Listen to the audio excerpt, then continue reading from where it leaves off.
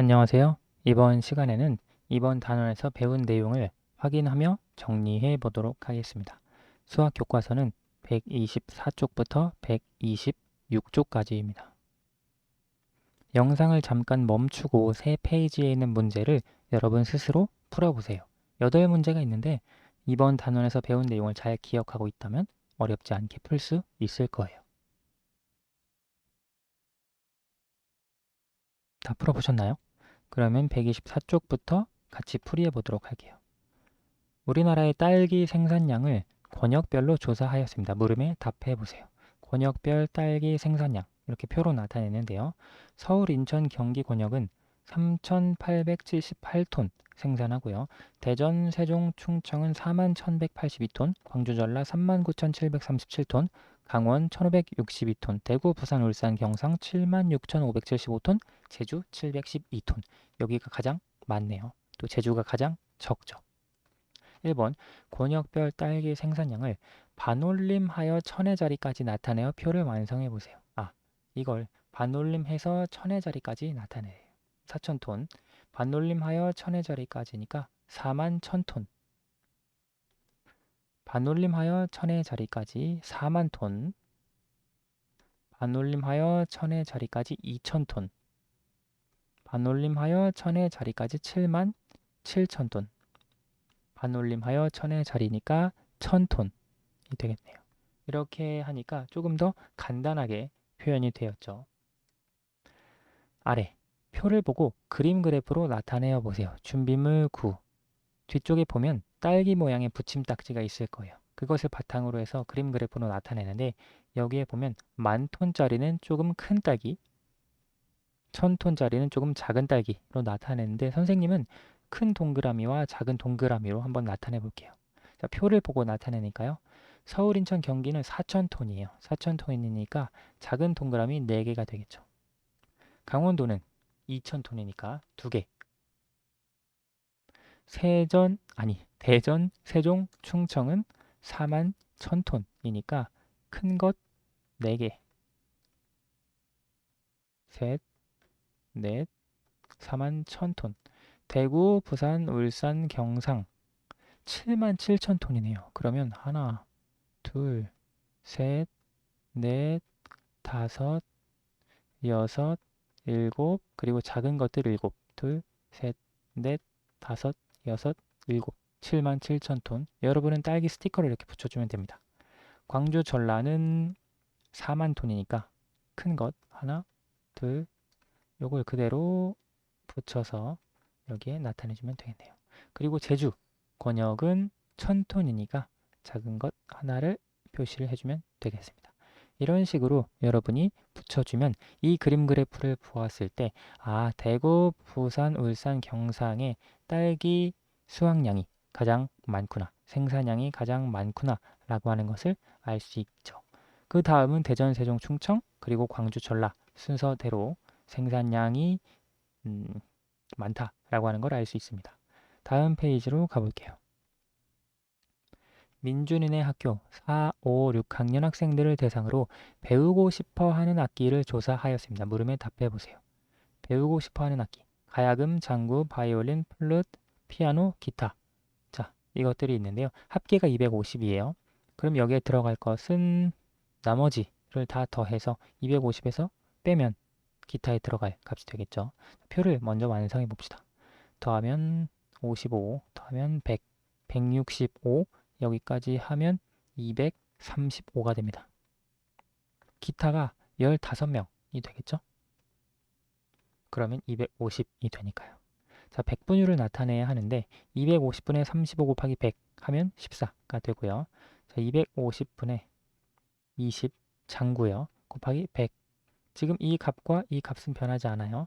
약분을 하면 이것을 50으로 약분하면 5, 2가 되겠죠. 계산하면 5분의 40. 5분의 40은 8%.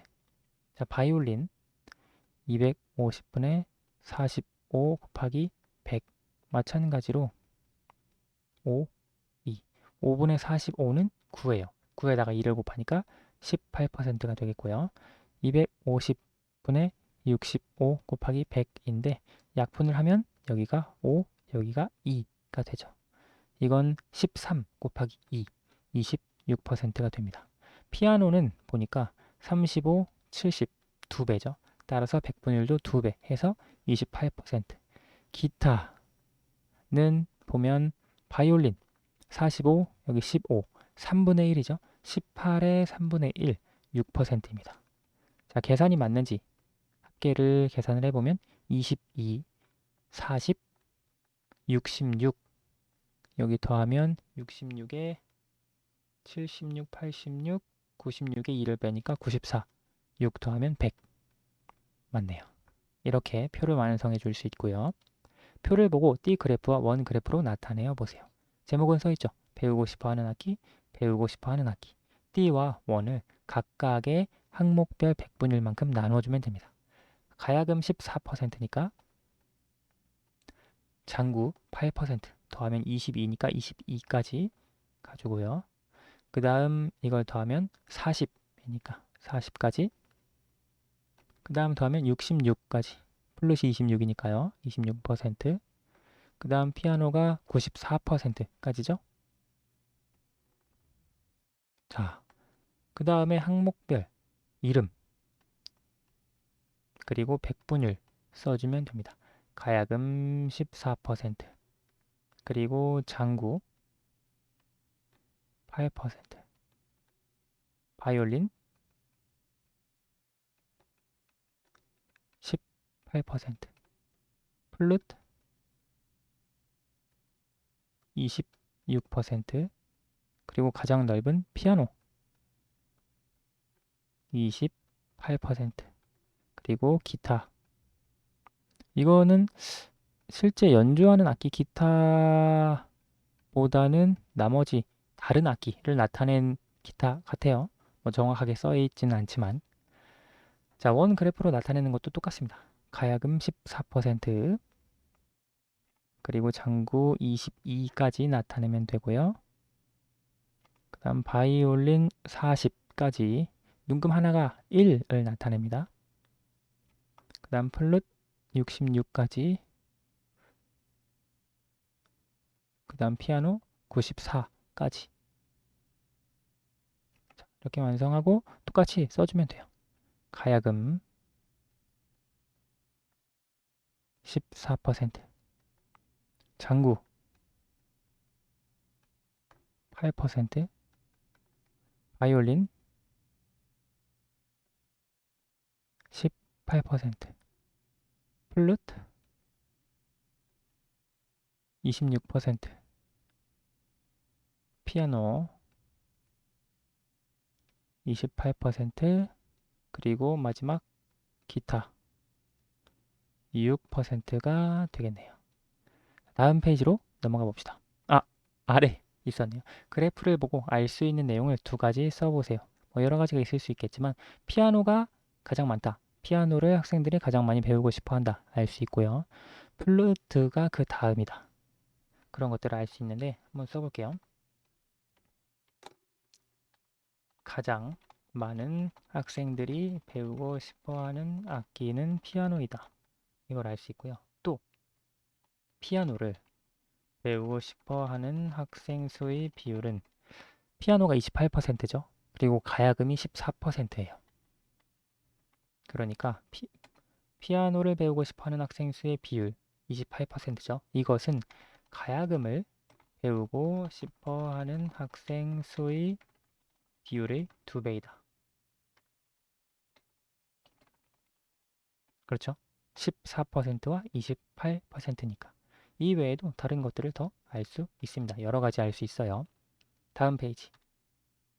그래프를 해석하는 내용인데요. 하은이가 1970년과 2019년에 우리나라 바다에서 잡힌 주요 어종을 조사하여 나타낸 띠그래프입니다. 물음에 답해보세요.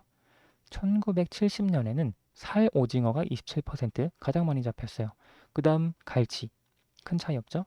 그리고 멸치, 그리고 고등어, 참조기 순이었어요. 그런데 2019년에 보니까 살 오징어는 좀 줄어들었네요.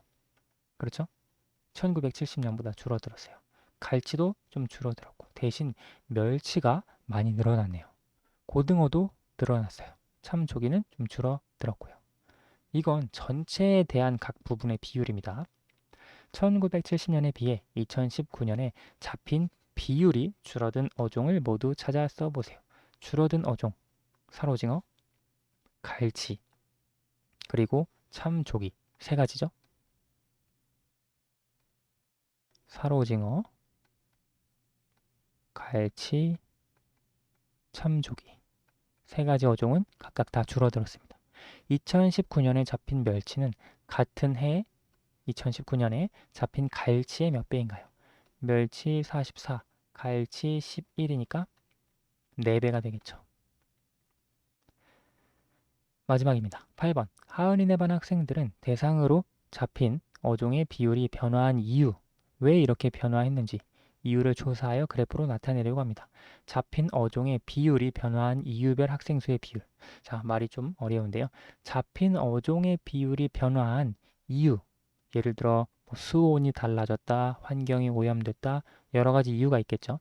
학생 수의 비율을 비교하려고 할 때 막대 그래프와 원 그래프 중 어떤 그래프로 나타내면 좋을지 쓰고 이유를 써보세요.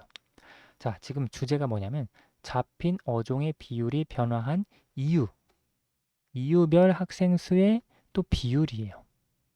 자, 그러면 막대 그래프와 원 그래프 중에 비율을 그래프로 나타내는 데는 원 그래프가 더 적합합니다.